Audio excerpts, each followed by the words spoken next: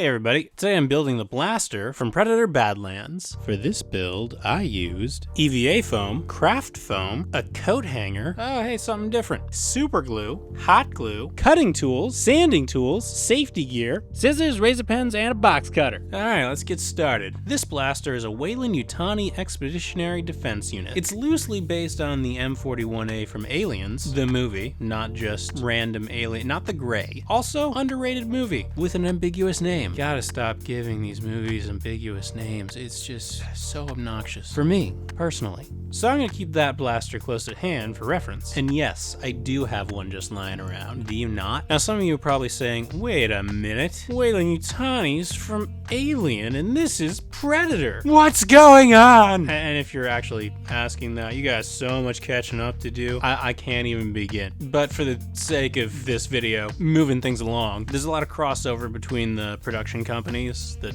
make movies, you know? Like everyone who works on movies is a fan of movies. So the same people work on films from different franchises. And they add little Easter eggs as a nod of solidarity to their favorite movies in the background. It's almost a signature, which is like, why would you do that? I guess they could get away with it in the 80s. But eagle-eyed moviegoers see these things, and over the decades, it eventually becomes canon. And now that Disney owns everything, they can pretty much just do what they want, somewhat akin to the evil mega corporation Weyland-Yutani. Funny how that works. I'm just saying, if Disney starts recruiting for a deep space mission, I ain't going. So all the M41 variants owe their lineage to the Thompson SMG. So I'm gonna dig out those patterns and start from there. There's surprisingly little carryover for this one, however. There are a few subtle nods to the M41, but it's not just a carbon copy painted white. Anyway, I started with the grip. I carved it out of scrap foam and then cleaned up the rough edges on my belt sander. I made another one, mirrored, of course, so that the pattern would be hidden on the inside. Sometimes I'll do that in reverse and expose the pattern, just because this texture kinda looks like a grip pattern to me, but not this time. Sort of prop dependent, you know, or genre dependent. I glued them together with hot glue. Now to build out the body of the blaster,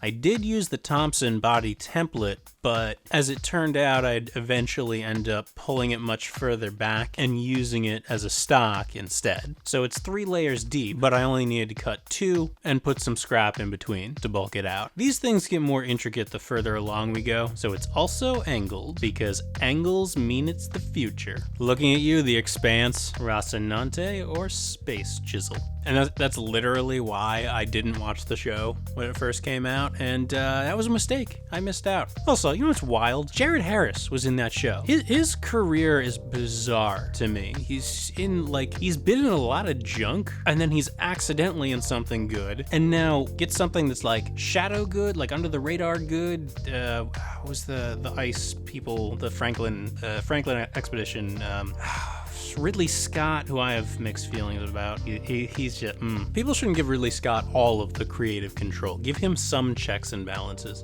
The Terror. Yeah, the Terror. And then basically gets the same part in Chernobyl and blows everybody away. Wild. Good for him. Good for Jared Harris. So I sliced the corners off the bottom lengthwise with the work knife. Works better if you sharpen it, but there's nearly always some discrepancies when you're making a really long cut along the foam. It's like that's your measure for how quickly you'll dull out a blade. So just like before, I brought it over to the belt sander to clean it up. Didn't take as long this time. Oh, my shirt's not offensive, by the way. It's just advertising a show that I barely watched, and I don't have an encyclopedic knowledge of the lore, and therefore I don't want to get dragged into conversation in the comment section about it. So yeah, I would rather spend time blurring it out than watch the show. There's only space in my head for so much media trivia. I just wear Star Wars /Trek /Gate Farscape. Like those are the clothes that I should wear in these videos, but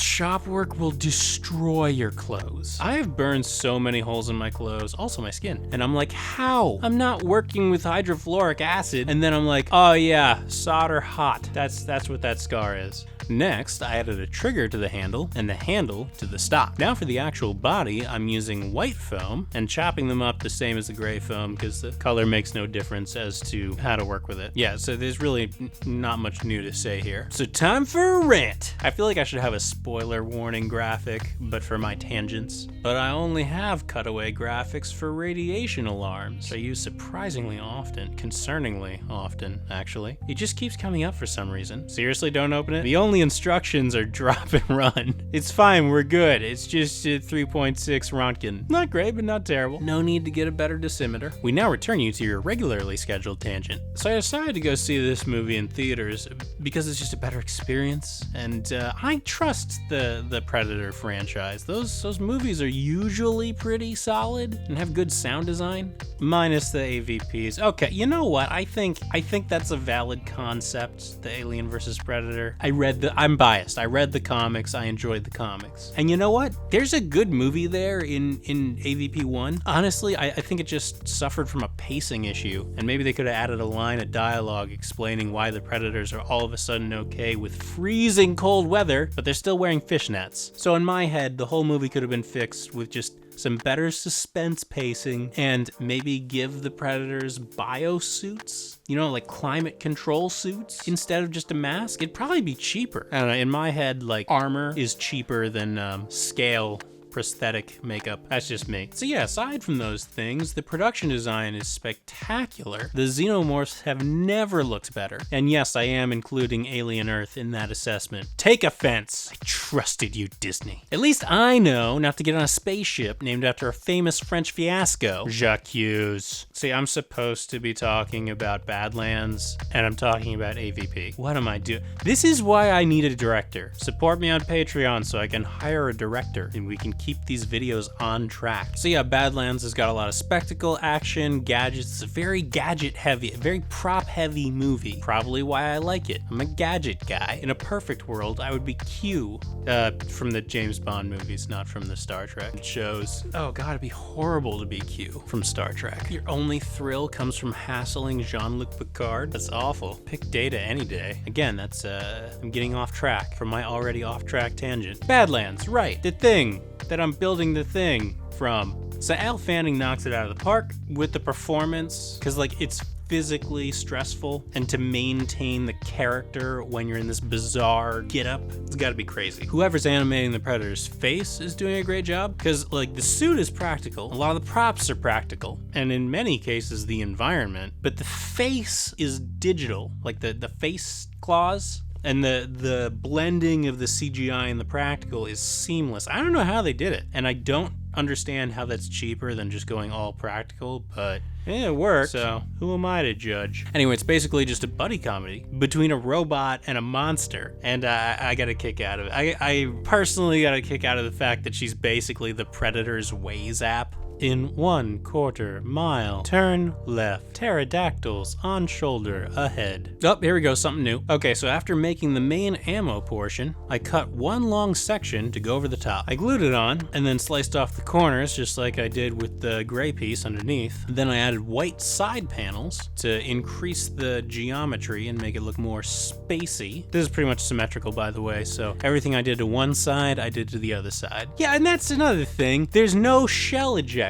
So is it a laser? I don't, having a tough time with that. Next, I worked on this detail on top. It's a teeny tiny handle vaguely reminiscent of the M41A, which I think was originally an exaggeration of the M16. So it has the handle on the top. But what I really like about this blaster, despite my criticisms, is that it's so subtle. They went in the opposite direction this time. They've established that the Alien, Predator, Blade Runner movies are all in the same universe, so there has to be a common thread between those movies in terms of the production design. But I appreciate that they didn't just do a copy of the blasters that the Colonial Marines used in the 1980s. Well, Space Teen 80s. You know what I'm saying. Do they, though? Do they? Plus, it would probably look too much like the NASA blasters from For All Mankind. You know, they took a bunch of M16s and just painted them white, and I want one of those Space 16s. So I made this little bitty handle, duplicated it, glued them on, put a little spacer in there, and there we go. This is a little bitty handle.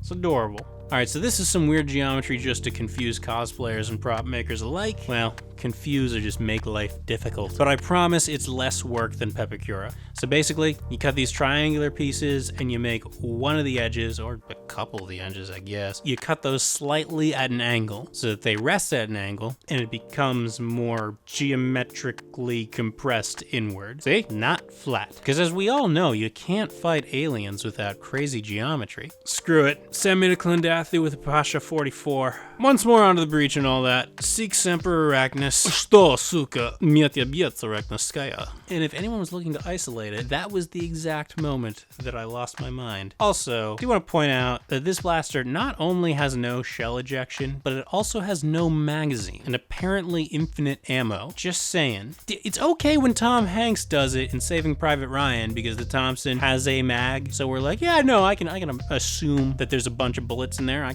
can't count them. But this doesn't even have a magazine. Where are those bullets coming from? I swear I liked the movie. All right, okay. So this is movie guy brain, and it ruins a lot of movies because the second your suspension of disbelief is shattered, you stop watching the movie. Here's the thing though. I didn't think of all these plot holes. I didn't poke all these holes in this movie until weeks later when I wrote this thing. I was totally on board the entire movie. It's a good movie. I'll watch it again when it comes out on streaming though, just because, you know, I ain't made of money. Support me on Patreon so that I can poke holes in your favorite movies. Oh no, oh, they're all gone. Oh no. I'm just saying I can like a thing and knock a thing at the same time. Next, I closed it up with some gray foam on one end. Now, to make the barrel, which, okay, there's actually several variants of this blaster within the movie. So I'm making the version of the blaster that she's using during the epic fight with the Callisk monster. There's one with a longer stock, and that seems to be a flamethrower-y thing. There's one with a longer muzzle, but this one's my favorite, so this is the one that I'm doing. Plus, I'm kind of flamethrowered out. I did the Thing flamethrower,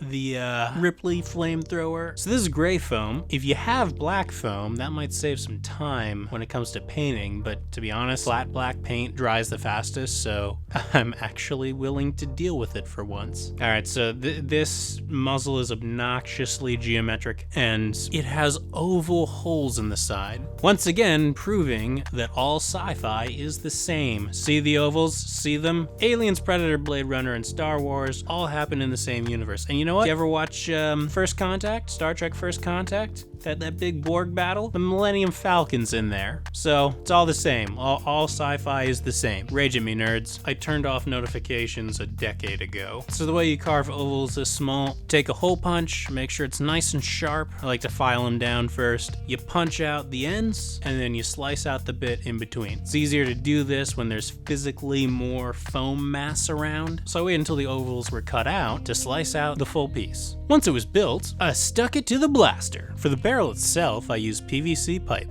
but I need to drill out a hole where the muzzle meets up with the white part of the blaster first so that it will stay level.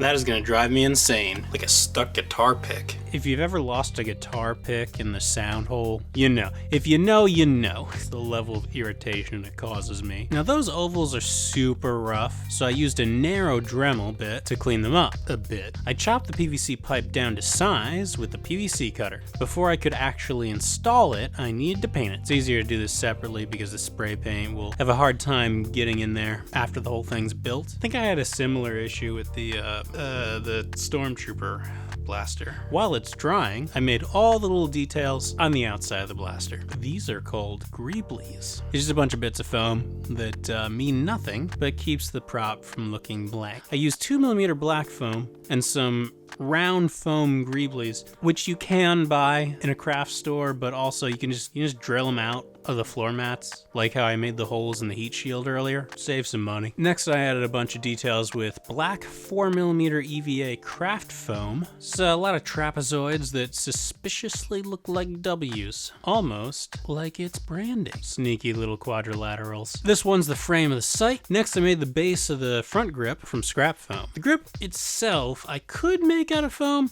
but I'm ready to wrap this project up. I got a lot of things to build. There were so many props from that movie, and I've got such a huge backlog of requests. So to speed things up a bit, I found a black plastic coat hanger and chopped it up with side cutters. Then I heated up the bend with my heat ray because I'm an alien in a Victorian sci-fi novel. Thanks, YouTube censorship rules. Now I have to sink an ironclad. I have to choose between the Thunderchild and the Merrimack. Tough call. Next, I had the Weyland-Yutani logo, which I'm gonna just do on 2mm foam and have it embossed. I don't know if that's actually how it was in the movie, but I can cut straighter lines than I can write, so it'll look better on camera. I write like a doctor. Now, if only I had the paycheck of a doctor. So I got a Patreon, then I added a bunch of extra details that probably don't matter in the grand scheme of things, but I have the technology, so why not use it? By this time, the paint had dried on the barrel, so I slid that in place. And lastly, I added a bit of plastic to the sight, partially for accuracy, but mostly to support the frame because it bends real easy. And that's it. One Badlands blaster. Now reclaim the right of cloaking device. I don't even remember. I don't remember the plot. I was just in it for the action. Something uber Klingons. Let me know what other Badlands props you want to see me make in comments down below. Thanks for watching, everybody. Hope you enjoyed this video. Once again, I'd like to thank my patrons. These videos just wouldn't be possible without the support of my patrons. So if you enjoy these builds, want to see more of them, and want your build request to carry a bit more weight, then think about heading on over to the Patreon page, where you can enjoy ad-free early uploads. Alright, don't forget to like and subscribe, hit the bell icon to be notified of the future uploads, because it's kind of at a totally random schedule. Thanks again, happy crafting, see you later.